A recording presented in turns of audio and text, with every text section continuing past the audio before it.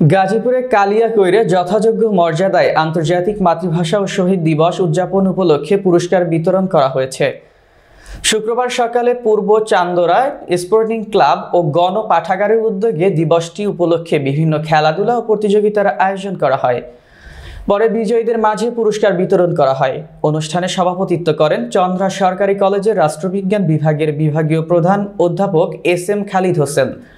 প্রধান পৃষ্ঠপোষক হিসেবে উপস্থিত ছিলেন সাবেক কাউন্সিলর সারোয়ার হোসেন আকুল।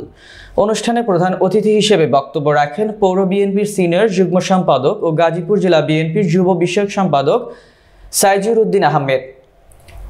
বিশেষ অতিথি হিসেবে উপস্থিত ছিলেন professor Shahjahan Ali, school and কলেজের সহকারী প্রধান শিক্ষক রবীন্দ্রনাথ গাঙ্গুলি। অনুষ্ঠানে স্থানীয় গণ্যমান্য ব্যক্তিবর্গ, শিক্ষার্থী ও এলাকাবাসী উপস্থিত ছিলেন। দিনব্যাপী আয়োজনে ভাষা শহীদদের স্মরণে নানা কর্মসূচি পালিত হয়।